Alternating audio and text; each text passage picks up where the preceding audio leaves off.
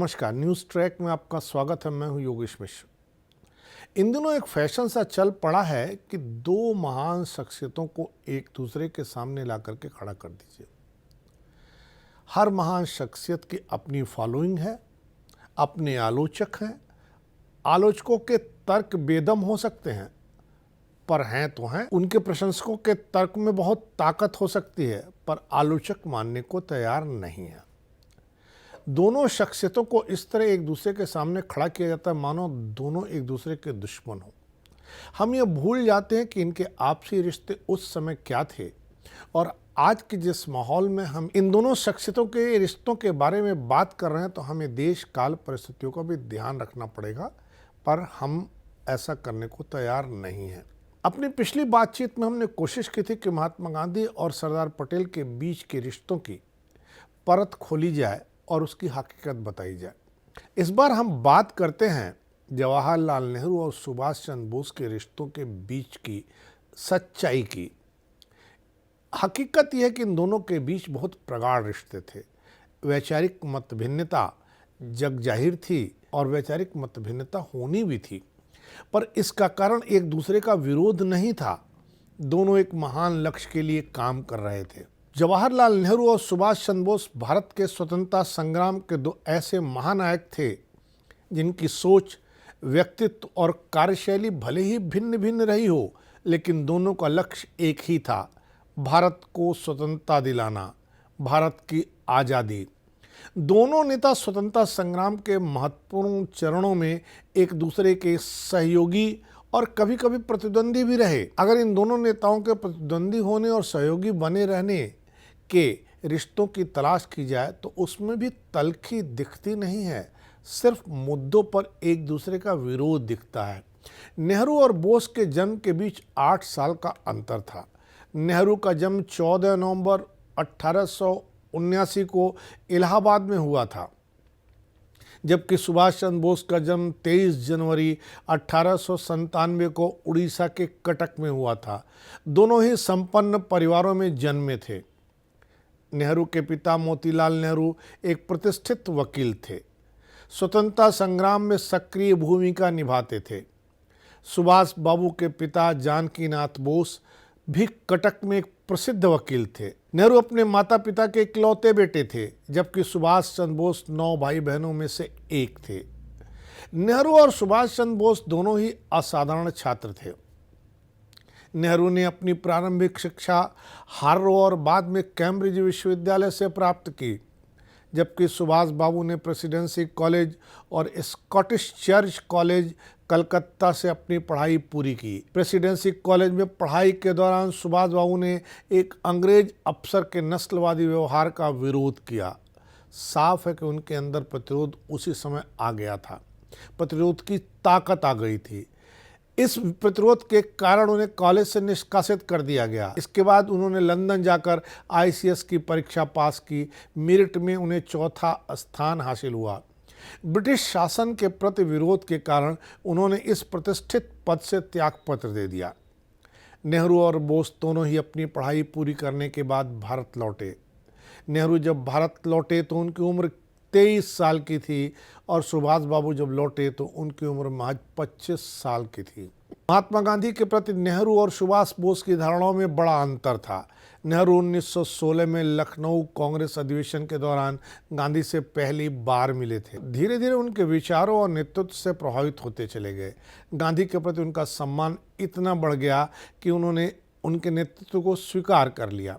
दूसरी ओर सुभाष चंद्र बोस गांधी के विचारों और रणनीतियों से पूरी तरह सहमत नहीं थे। उनका मानना था कि गांधी का अहिंसा का रास्ता स्वतंत्रता प्राप्ति में धीमा और अप्रभावी है। हालांकि प्रारंभ में बोस ने गांधी के नेतृत्व को स्वीकार किया, लेकिन समय के साथ साथ, सवालों के साथ साथ गांधी और सुभाष चंद्र बोस के बीच मतभेद उभरने लगे। स्वभाव में अंतर के अलावा इनके बीच एक और कारक आया। नेहरू की गांधी के प्रति व्यवहारिक रूप से बिना शर्त निष्ठा थी, लेकिन सुभाष चंद्र बोस गांधी का सम्मान करते हुए भी उतने मंत्रमुग्ध नहीं थे।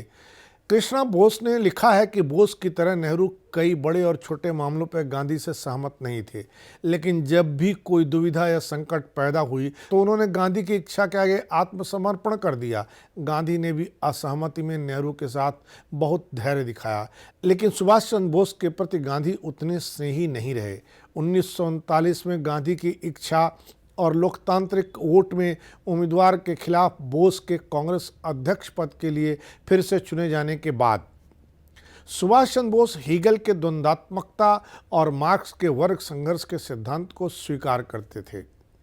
जवाहरलाल नेहरू भी इन सिद्धांतों से सहमत थे, लेकिन नेहरू के समाजवाद पर गांधीवाद का भी प्रभाव था। नेहरू का समाजवाद पश्चिमी विचारों से प्रभावित था, जबकि सुभाष चंद्र बोस के समाजवादी विचार पश्चिम के साथ साथ देसी तत्वों से भी प्रभावित थे। वे अपने समाजवाद को वेद, पुराण, बौद्ध, जैन और विवेकानंद के विचारों में ढूंढते थे। नेहरू और बोस के बीच व्यक्तिगत संबंध शुरू में सौहार्दपूर्ण थे। सुभाष चंद्र बोस और जवाहरलाल की नज़दीकी तब बढ़ी जब उनकी पत्नी कमला नेहरू टीबी का इलाज कराने यूरोप गई थी। उस समय जवाहरलाल नेहरू जेल में बंद थे। जवाहरलाल नेहरू और सुभाष चंद्र बोस के बीच गांधी के पक्ष विपक्ष को लेकर के जो भी सवाल थे उसे छोड़ दिया जाए और जंग आज़ादी के लिए जो अस्त्र शस्त्र इस्तेमाल किए जा रहे थे, जो रास्ता चुनना था, उस सवाल को छोड़ दिया जाए तो इन दोनों लोगों के बीच आपसी रिश्ते बेहद मधुर थे। भले ही तमाम लोग सुभाष चंद्र बोस और जवाहरलाल नेहरू को एक दूसरे के सामने लाकर खड़ा करने की साजिश कर रहे हों, शरारत कर रहे हों, जब जब जवाहरलाल नेहरू अपनी ज़िंदगी के सबसे कठोर क्षणों में रहे, तब तब सुभाष चंद्र बोस उनके साथ थे। जवाहरलाल की पत्नी कमला नेहरू को टीबी हो गई। उनका इलाज यूरोप में चल रहा था। उस समय जवाहरलाल नेहरू जेल में बंद थे, लेकिन सुभाष चंद्र बोस खास तौर से कमला को देखने वाडेनवाइलर गए। कमला नेहरू की बीमारी के दौरान सुभाष चंद्र बोस ने यूरोप में उनकी खासी तीमारदारी की। सुगत बोस अपनी किताब हिज मैजेस्टिक ओपोनेंट में लिखते हैं, जब नेहरू यूरोप पहुंचे तो बोस नेहरू से मिलने ब्लैक फॉरेस्ट रिसॉर्ट गए। दोनों एक ही बोर्डिंग हाउस में रुके। जब कमला नेहरू की हालत थोड़ी बेहतर हुई तो सुभाष बाबू ऑस्ट्रिया चले गए। वो आगे लिखते हैं, वहाँ से उन्होंने नेहरू को पत्र लिखकर कहा कि अगर मैं आपकी परेशानी में थोड़ा बहुत भी काम आ सकता हूँ तो मुझे बुलावा भेजने में हिचकिचाइएगा नहीं। जब 28 फरवरी 1936 को स्विट्जरलैंड के लुजान शहर में कमला नेहरू ने अंतिम सांस ली तो जवाहरलाल नेहरू के साथ सुभाष चंद्र बोस और इंदिरा गांधी ही मौजूद थीं। किताब में आगे इस बात का जिक्र किया गया है कि बोस ने ही कमला नेहरू के अंतिम संस्कार की व्यवस्था कराई। नेहरू के दुखद दिनों में सुभाष की उनके पास उपस्थिति ने दोनों के बीच घनिष्ठ संबंधों को और घनिष्ठ कर दिया।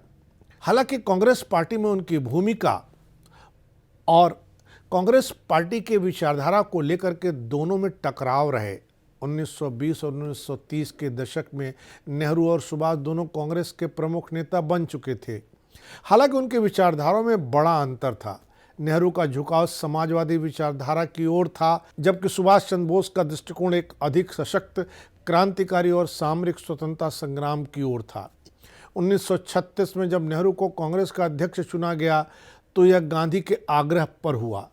जब दिसंबर 1936 में फैजपुर कांग्रेस सम्मेलन में नेहरू के दोबारा पार्टी अध्यक्ष चुनने का प्रस्ताव आया तो सरदार पटेल ने उनका जोरदार विरोध किया।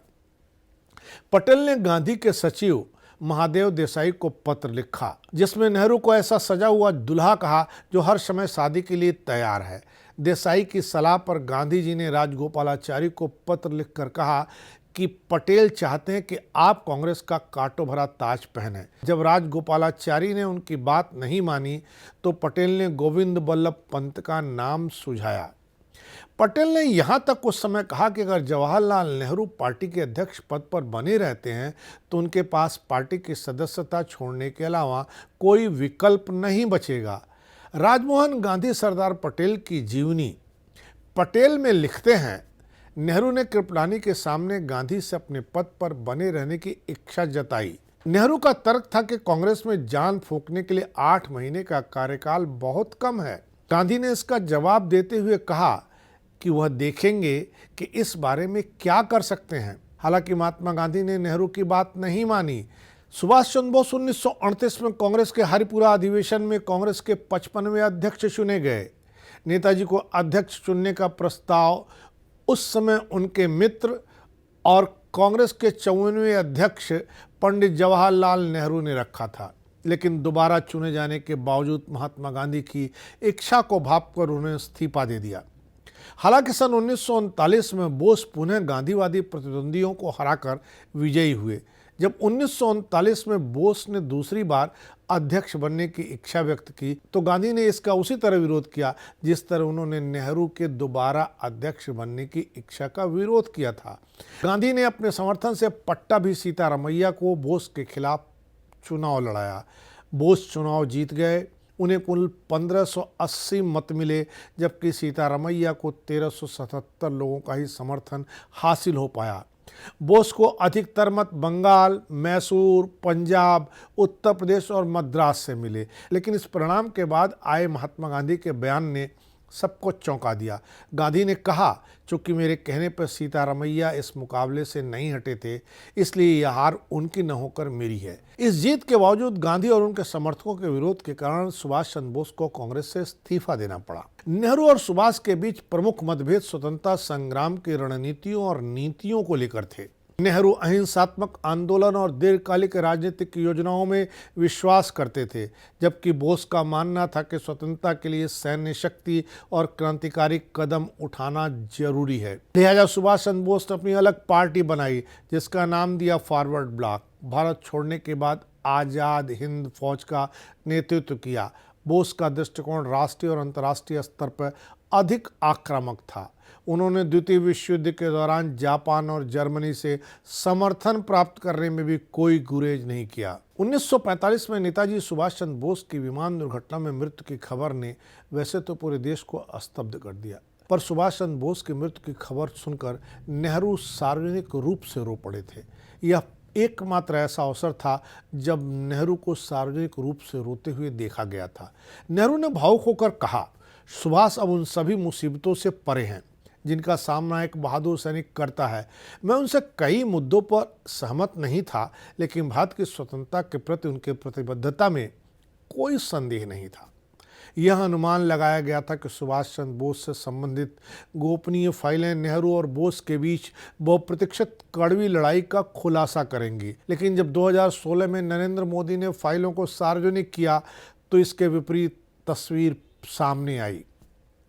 फाइलों से पता चला कि पंडित नेहरू ने 1954 में सुभाष चंद्र बोस की बेटी अनीता बोस की आर्थिक मदद के लिए 2 लाख रुपए से एक ट्रस्ट बनाया था।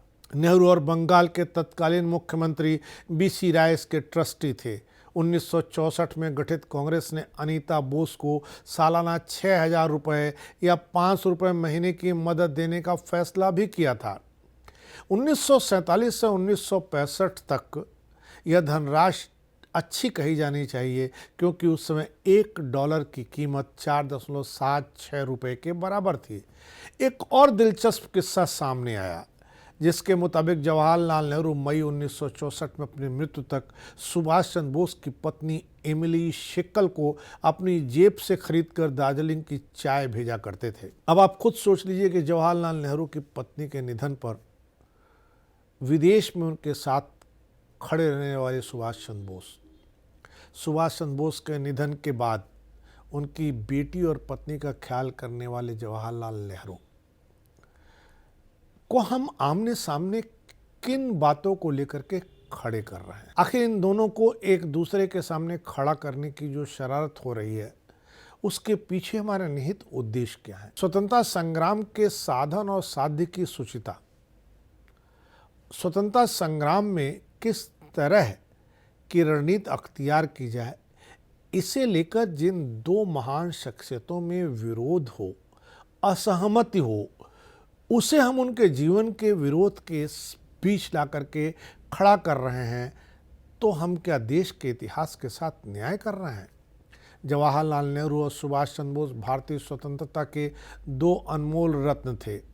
भले ही उनकी सोच और कार्यशैली अलग थी, लेकिन दोनों का उद्देश्य एक ही था। भारत को अंग्रेजों की गुलामी से मुक्त कराना।